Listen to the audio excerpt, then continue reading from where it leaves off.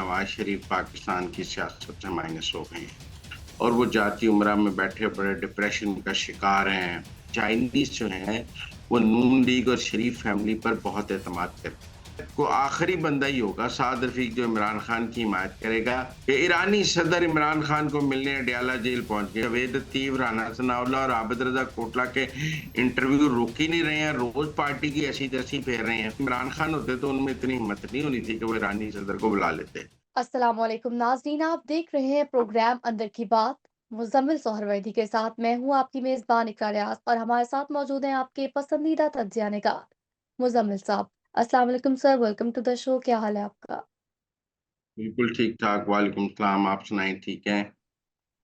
मैं ठीक हूँ, लेकिन मुल्की हालात कुछ ठीक नहीं लग रहे। सबसे पहले ये खबर शामिल करूंगी जिसमें मैं आपकी राय जानना चाहूंगी। अंदर की बात क्या है, I'm sure हमारे नाज़रीन भी जानना चाहेंगे कि नवाज शरीफ दौरा चीन करने जा रहे हैं। वो वहां पर किन किन हुकाम से और किन किन लोगों से मुलाकातें करेंगे, किन नौयत की मुलाकातें होंगी और इस दौरे की क्या वजह सामने आई है अब तक, क्या कहेंगे? लेकिन बहुत सारे लोगों का ये ख्याल है कि नवाज शरीफ पाकिस्तान की सियासत से माइनस हो गए हैं। बहुत सारे लोगों का हम्म। ख्याल है कि नवाज शरीफ के साथ बहुत हैंड हो गया है और वो जाती उमरा में बैठे बड़े डिप्रेशन का शिकार हैं। वो चौथी दफा वजीर आजम बनने आए थे, नहीं बन सके, तो लिहाजा वो बड़े डिप्रेशन का शिकार हैं और जल्द ही वो इस सिस्टम के खिलाफ फट पड़ेंगे। और हम सुनते हैं कि शरीफ की एक भरपूर सियासी इनिंग है आगे, सब कुछ वजीर आजम बनना नहीं है। अब आप नवाज शरीफ के दौरा चीन को ले लें। नवाज शरीफ चीन क्यों जा रहे हैं? कुछ सैर करने तो वो जा नहीं रहे चीन। ना उनकी उम्र अब ऐसी है कि कोई बंदा चीन सैर करने के लिए जाए। नवाज शरीफ का ये दौरा सी पैक के फेज 2 के हवाले से है। एक चाइनीज गवर्नमेंट ने उन्हें एज स्टेट गेस्ट बुलाया है। वो वहां पर चीन के आला हुकाम से मिलेंगे। चाइनीज जो कम्युनिस्ट पार्टी है जिसकी चीन में हुकूमत है, उस चीनी कम्युनिस्ट पार्टी के अहम सरकर्दा लोगों से मिलेंगे और चीनी हुकाम से मिलेंगे और पाकिस्तान के सी पैक फेज 2 की बात करेंगे। हमें ये नहीं भूलना चाहिए कि शरीफ फैमिली, चाइनीज जो है वो नून लीग और शरीफ फैमिली पर बहुत एतमाद करते हैं। मैं इसकी एक मिसाल आपको ये देता हूँ कि जब शहबाज शरीफ जेल में थे और चीनी कौंसल जनरल अपनी मुद्दत पूरी करके जा रहे थे, तो उन्होंने शहबाज शरीफ को जेल में खत लिखा था कि आप हमारे दोस्त हैं, हम आपकी काफ चीन पाकिस्तान दोस्ती में आपकी काविशों को कदर की निगाह से देखते हैं। इसी तरह सी पैक के हवाले से नवाज शरीफ ने जो पहला मरहला लिया 2013-14 में, चीनी उसको बड़ी कदर की निगाह से देखते हैं और चीनियों का मौकफ है कि नवाज शरीफ के बाद किसी ने भी सी पैक को नहीं चलाया। लिहाजा नवाज शरीफ इस वक्त पंजाब मरकज की हुकूमत के कायद हैं और चीनी निज़ाम में पार्टी हेड की बड़ी इम्पोर्टेंस है। चीनी निज़ाम में जो पार्टी हेड है, असल में वही हुक्मरान होता है। लिहाजा नवाज शरीफ को चीन की हुकूमत ने बुलाया है, वो सरकारी दौरे पे गए हैं। वो वहाँ चीनी हुकाम से और चीनी कम्युनिस्ट पार्टी के सरकर्दा रहनुमाओं से मिलेंगे और पाक चीन सी पैक के फेज 2 पर बात करेंगे। बहुत सारे लोग जिनका ख्याल है कि नवाज शरीफ का पाकिस्तान की सियासत में कोई किरदार नहीं, वो आगे नवाज शरीफ को इंडिया के साथ दोस्ती करने में भी पहल करते नजर आएंगे। वो चीन के साथ भी पहल करते नजर आएंगे और बहुत सी जगह जहाँ नवाज शरीफ की अपनी पर्सनल गुडविल बहुत है, क्योंकि वो 3 दफा वजीर आजम रहे हैं, उनके इंटरनेशनल ताल्लुकात बहुत ज्यादा हैं, उसमें वो आपको नजर आएंगे। अब आप लोग एक सवाल करेंगे कि अभी शहबाज शरीफ जो है वो सऊदी अरब गए थे, तो नवाज शरीफ साथ क्यों नहीं गए थे? देखिए, नवाज शरीफ का अपना एक स्टेचर है, वो बिल्कुल। 3 दफा रहे हैं। वो शहबाज शरीफ के साथ जाते हैं तो क्या मोहम्मद बिन सलमान आग के साथ नवाज शरीफ बैठता या शहबाज शरीफ बैठता? अगर नवाज शरीफ बैठ जाता तो आप कहते वजीर आजम को प्रोटोकॉल नहीं मिला, और अगर वजीर आजम बैठ जाता तो आप कहते कि नवाज शरीफ के लिए बड़ी, नवाज शरीफ को देखें पीछे कर दिया है भाई, आगे हो गया है। लिहाजा वो नहीं जाना बनता था। नवाज शरीफ जो भी डिप्लोमेसी करेंगे खुद करेंगे और मैं समझता हूँ कि ये उनकी फॉरेन डिप्लोमेसी का पहला दौरा है। हम ऐसे कई दौरे आगे उनके देखेंगे और इस दौरे के हवाले से चीनी बहुत पुरजोश हैं और उन्होंने बहुत ही, मतलब मोहब्बत से नवाज शरीफ को बुलाया है और ये स्टेट गेस्ट का दर्जा दिया है। बिल्कुल, दुरुस्त फरमाया आपने। आगे बढ़ेंगे और आपको पता है पाकिस्तान है, ऑडियो वीडियोज़ का सिलसिला तो जारी रहता है। अब एक और वीडियो मंज़र-ए-आम पर आई है जिसमें ख्वाजा साद रफ़ीक इमरान खान की बेगुनाही की गवाहियां दे रहे हैं और दोनों मियां साहिबान पर तनकीद कर रहे हैं, तो ये मामला क्या है? अच्छा, ख्वाजा साद रफीक ने खुद ट्वीट किया है कि ये जो वीडियो है ये जाली है। उन्होंने कहा है कि जहां मैंने लफ्ज शहबाज शरीफ कहा है, वहां पीटीआई वालों ने एडिट करके इमरान खान कर दिया, और जहां मैंने इमरान खान कहा है वहां शहबाज शरीफ कर दिया है। इसलिए जो तो बुरा भला उन्होंने इमरान खान को कहा है, वो लग रहा है कि उन्होंने शहबाज शरीफ को कहा है, और जो तारीफ उन्होंने शहबाज शरीफ की है, वो लग रहा है कि वो तारीफ उन्होंने इमरान खान की है। तो ये पीटीआई के जो लोग हैं, ये वीडियो एडिटिंग और इस तरह की जाली वीडियोस फैलाने में बड़ा कमाल रखते हैं, जिसको हम कहते हैं झूठा बयानियां बनाने में कमाल रखना है। ये दुरुस्त है कि ख्वाजा साद रफीक साहब आजकल पाकिस्तान की सियासत से खुश नहीं है, सियासत से किनारा कश हैं। उनके ख्याल में मुल्क में मुफाहमत होनी चाहिए। वो मरकजी हुकूमत लेने के भी खिलाफ थे, वो इलेक्शन लड़ने के भी खिलाफ थे। वो खुद इलेक्शन नहीं लड़ना चाहते थे, लेकिन बहुत पार्टी के दबाव पे उन्होंने इलेक्शन लड़ा। वो सेनेट में भी नहीं आना चाहते थे। ये सब बातें दुरुस्त हैं, लेकिन कोई ऐसा नहीं है कि वो नवाज शरीफ शहबाज शरीफ के खिलाफ हो गए हैं और इमरान खान के हक में हो गए हैं। इमरान खान ने उनको 16 महीने जेल में रखा है, उन पर बहुत जुल्म किए हैं, और वो बहुत उससे दुखी हैं इस हवाले से। लिहाजा को आखिरी बंदा ही होगा साद रफीक जो इमरान खान की हिमायत करेगा। ये एक जाली वीडियो थी, और हमें इसे देखना चाहिए कि तहरीक इंसाफ वाले किस तरह जाली वीडियोस बनाते हैं। एक आज और बड़ी जाली खबर चल रही थी कि ईरानी सदर इमरान खान को मिलने अडयाला जेल पहुंच गए। मुझे अमेरिका से एक बंदे ने फोन करके पूछा, एग्जैक्टली, और आप विदा हो गए। और आप दीदा हो गए, इमरान खान को मिलकर रोने ही लग गए ना। तो उसने मुझे पूछा, ये वाकई अडयाला चला गया है? मैं कि यार, कोई सदर सरकारी दौरे पे पाकिस्तान हुकूमत की मर्जी के बगैर कहीं जा सकता है? और पाकिस्तान की हुकूमत क्यों उसको एक कैदी से मिलने देगी, सजा याफ्ता से? वो पाकिस्तान का वजीर आजम ईरान जाए, तेहरान जाए, तो किसी कैदी से जेल में मिल सकता है? ये डिप्लोमेटिक प्रोटोकॉल्स के खिलाफ है। लेकिन उन्होंने एक खबर बना दी कि ईरानी सदर तो अडयाला पहुंच गए, अडयाला पहुंच गए, अब दीदा हो गए। तो ये झूठे प्रोपेगेंडे का तो किसी के पास कोई इलाज नहीं है। आपको पता है, एक जो है वो करते हैं कि F-16 आ गए, अडयाले से इमरान खान को निकाल लिया गया, फौज ने सरेंडर कर दिया। वो ऐसे वीलॉग जो थंबनेल निकालते हैं और यूथिया उनको सुनते हैं। तो अब अगर यूथियों को झूठ सुनने की आदत पड़ गई है, तो हम तो उसमें कुछ नहीं कर सकते। अब उनके लिए हम ऐसी खबरें कहाँ से निकाल कर लाएं? बहरहाल ये दोनों ही झूठ थे। सर, नून लीग से मुतालिक एक और खबर है जो शामिल करना चाहूँगी, जिसमें आपकी राय जानना चाहूँगी कि जैसा कि आप देख रहे हैं आजकल के राना सनाउल्लाह बयान पर बयान दे रहे हैं। अभी हाल ही में उन्होंने एक निजी टीवी चैनल को इंटरव्यू देते हुए कहा है कि मैं चाहूँ तो अपनी हार पर 10 दलीलें दे सकता था, लेकिन मैंने सर तस्लीम ख़म किया।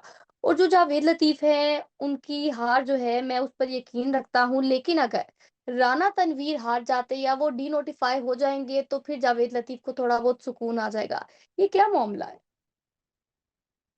ये बात ठीक है कि जावेद लतीफ और राना तनवीर की आपस में बहुत जो है रकाबत है। दोनों का चूंकि जिला एक है, शेखुपुरा, और शेखुपुरे की बादशाही की लड़ाई है। जावेद लतीफ समझते हैं कि उन्हें शेखुपुरा में नून लीग का बादशाह होना चाहिए, और राना तनवीर समझते हैं उन्हें होना चाहिए। अब राना तनवीर की परफॉर्मेंस जावेद लतीफ से बेहतर रही है। वो सीटें जीतकर पार्टी को देती हैं, जबकि जावेद लतीफ साहब सीट जीतकर नहीं दे सके हैं। राना तनवीर साहब ने जब 20 सीटों पर ज़िमनी इंतखाब हुआ था, तब जो 3 सीटें जीती गई थी, उनमें राना तनवीर साहब अपनी सीट जीत गए थे। जावेद लतीफ साहब अपनी सीट तब भी एमपीए की नहीं जीतवा सके थे। अब भी जावेद लतीफ साहब खुद हार गए हैं। राना तनवीर साहब ने अपनी सीटें दोनों एमपीए की भी जीत ली थी, एमएनए भी जीत ली थी। तो दोनों के दरमियान रकाबत तो है। ये बात सामने आई है कि जावेद लतीफ साहब का मौकफ था कि यहाँ तो राना तनवीर को भी वजीर ना बनाए, या मुझे भी एडवाइजर बनाकर कोई महकमा दें। अगर वो खाली वजीर बन जाएंगे तो मेरी इलाके में नहीं रहेगी। तो राना सनाउल्लाह ने इस हद तक तो ठीक बात की है कि राना तनवीर और जावेद लतीफ की जो आपस की रकाबतबाजी है, उससे मुस्लिम लीग नून को नुकसान हो रहा है। दोनों चूंकि शेखुपुरे से हैं। अब ये भी सुनने में आया है कि आजकल राना तनवीर साहब के शेखुपुरे शहर में बहुत बैनर और स्टीमर लगे हुए हैं। जब जावेद लतीफ साहब खुद जीते हुए थे और वजीर थे, तो वो राना तनवीर के शेखुपुरे शहर में बैनर और स्टीमर नहीं लगने देते थे कि ये फिरोज अली से आए, इसको कहीं शेखुपुरे ना आए। लेकिन अब जब लगते हैं, तो जावेद लतीफ साहब ने अपने कुछ दोस्तों को ये भी कहा है कि मेरे सीने पे जो है ना अंगारे दहकते हैं जब मैं राना तनवीर के पोस्टर देखता हूँ। लेकिन अब अल्लाह ने राना तनवीर को इज़्ज़त दे दी है, हम क्या करें? वो जीत गए हैं, वो वज़ीर बन गए हैं। जावेद लतीफ़ हार गए हैं, वो घर बैठ गए हैं। सियासत तो बड़ा बेरहम खेल है, ये हारने वाले के साथ नहीं होता, ये जीतने वाले के साथ होता है। जावेद लतीफ़ ने चंद दिन बहुत रौनक लगाई है, राना सनाउल्लाह ने भी बहुत रौनक लगाई है, आबिद रज़ा कोटला ने भी बहुत रौनक लगाई है और ये जो ज़िमनी इंतखाबात हुए हैं, मैं समझता हूँ इन तीनों ने तहरीक इंसाफ की तरफ से कैंपेन की है और मुस्लिम लीग नून को रोज़ डैमेज करने के लिए ये टीवी पे बैठे होते थे। लेकिन मुस्लिम लीग नून जीत गई है और ये तीनों जो हैं इनके बीसीओ इंटरव्यू किसी काम के नहीं हुए और वो सारी सीटें नून लीग जीत गई है। राना तनवीर ने जो सीट छोड़ी थी वो दोबारा नून लीग जीत गई है। तो राना तनवीर का तो पाँव फिर भारी हो गया। ये जो हालिया ज़िमनी इंतखाबात हुए हैं, अगर मैं देखूँ तो इसमें जावेद लतीफ़, राना सनाउल्लाह और आबिद रज़ा कोटला ने तो तहरीक-ए-इंसाफ की तरफ से कैंपेन की है। ये रोज़ टीवी पे बैठ जाते थे और मुस्लिम लीग नून के खिलाफ बातें करना शुरू कर देते थे। अब जब ये रोज़ टीवी पे बैठ के मुस्लिम लीग नून के खिलाफ बातें करते थे, तो फ़ायदा तो तहरीक-ए-इंसाफ को ही होना था। और सब क समझ रहे थे कि एक तरफ ज़िमनी इंतखाबात हैं, एक तरफ जावेद लतीफ़, राना सनाउल्लाह और आबिद रज़ा कोटला के इंटरव्यू रुक ही नहीं रहे हैं, रोज़ पार्टी की ऐसी-तैसी फेर रहे हैं। तो ये तहरीक-ए-इंसाफ की तरफ से ही खेल रहे थे ना। तो लेकिन पीआईए आप देख लें बेरुखी कि बन चुके हैं। नहीं, ये अपना गुस्सा निकाल रहे हैं हारने का। अब इनको इस गुस्से में निकालने में ये एहसास ही नहीं रहा कि इसका फ़ायदा तहरीक-ए-इंसाफ को हो रहा है। और बहरहाल अब रब इज़्ज़त देने वाला है, मुस्लिम लीग नून सारी सीटें जीत गई है और आबिद रज़ा कोटला और राना सनाउल्लाह और जावेद लतीफ़ के सारे इंटरव्यूज़ के बावजूद मुस्लिम लीग नून सारी सीटें जीत गई है और तहरीक-ए-इंसाफ सारी सीटें हार गई है। लेकिन बहरहाल जो जावेद लतीफ़ और राना तनवीर की रकाबत है, उस रकाबत ने पार्टी को भी बहुत नुकसान पहुँचाया है और जावेद लतीफ़ ने ये जो आखिरी 15 दिन हैं, इनमें अपना भी काफ़ी नुकसान कर लिया है क्योंकि पार्टी में अब उनकी पहले इस रकाबत को सब हेल्दी कॉम्पिटिशन देखते थे कि दोनों आपस में हेल्दी कॉम्पिटिशन करें, वो भी जीते, अपनी-अपनी हेजेमनी के लिए लड़ें, सब भी ऐसे होता है। अच्छा ये नहीं है राना सनाउल्लाह और आबद शेर अली की लड़ाई नहीं है। राना सनाउल्लाह ने राना तनवीर और जावेद लतीफ की लड़ाई तो बता दी। ज़रा आबिद शेर अली और राना सनाउल्लाह की जो फैसलाबाद में लड़ाई है, जिसकी वजह से पूरे फैसलाबाद में मुस्लिम लीग नून की ऐसी-तैसी फिर गई है, उस पे भी ज़रा रोशनी डाल दें। कितने लोगों ने राना सनाउल्लाह और आबिद शेर अली की सुलह कराने की कोशिश की और सुलह नहीं हो सकी है।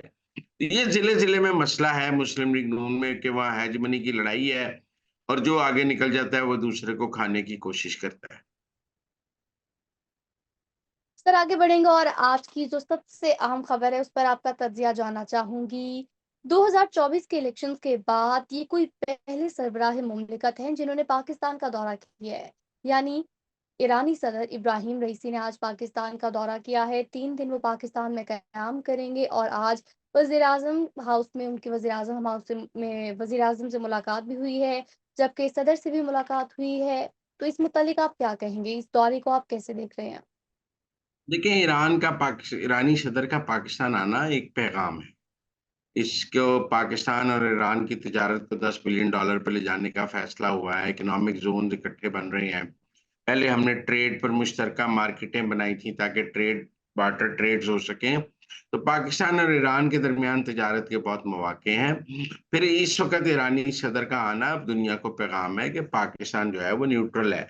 पाकिस्तान ईरान के साथ खड़ा है, ऐसी कोई बात नहीं और ये आज़ाद ख़ारजा पॉलिसी की निशानी है। बहुत से लोग देखें ना पीटीआई वालों ने तो पहले दिन कहा ये इम्पोर्टेड हुकूमत है, इसको अमेरिका लेके आया है, ये अमेरिकी साजिश के नतीजे में आए हैं, ये लंदन प्लान के ज़रिए आए हैं। भाई ईरानी सदर यहाँ आया है, अमेरिकी खुश होंगे। ये अगर अमेरिका की हुकूमत होती तो ईरानी सदर को इस वक़्त यहाँ पे बुला रही होती जब ईरान और इसराइल की लड़ाई जारी है, अमेरिका ईरान पर पाबंदियाँ लगा रहा है, तो हर रोज़ ईरान के ऊपर सख्तियाँ हो रही हैं, ऐसे में पाकिस्तान ने ईरानी सदर को बुलाया है। तो अगर ये अमेरिकी हुकूमत होती तो मैं समझता हूँ अगर आज इमरान खान होते तो उनमें इतनी हिम्मत नहीं होनी थी कि वो ईरानी सदर को बुला लेते। लेकिन ये आज़ाद ख़ारजा पॉलिसी है, पाकिस्तान के मफ़ाद में काम करना है। एक तरफ नवाज़ शरीफ और इसहाक डार चीन जा रहे हैं, ईरानी सदर आ रहा है, पाकिस्तान का वज़ीर ख़ज़ाना अमेरिकियों को मिल रहा है, तो हर तरफ सफ़ारतकारी चल रही है पाकिस्तान के लिए। सऊदीयंस का वफ़द आया है, शहबाज़ शरीफ सऊदी अरब गए हैं। जितने भी पाकिस्तान के दोस्त हैं, इस मौजूदा हुकूमत ने 1 माह में सबको अपने साथ एंगेज कर लिया है। अगर हम इसे 1 माह को खारजा पॉलिसी के तनाज़ुर में देखें तो सऊदी अरब के हवाले से कामयाबी है, ईरान के हवाले से कामयाबी है, चीन के हवाले से कामयाबी है, अमेरिका के हवाले से कामयाबी है, बाइडेन का खत आया है। और अमेरिकी हुकाम से बेतहाशा मुलाकातें हुई हैं, तो मेरे ख़्याल में बहुत सारे जो इस ख़ारजा महाज है, फ़ॉरेन डिप्लोमेसी है, 1 माह में उसमें बहुत कामयाबी हासिल की गई। जी, बिल्कुल, शुक्रिया, बहुत शुक्रिया आपका अपना कीमती वक़्त देने के लिए। नाज़रीन, ये थी आज की अंदर की बातें। हमें दीजिए इजाज़त। अल्लाह निगहबान।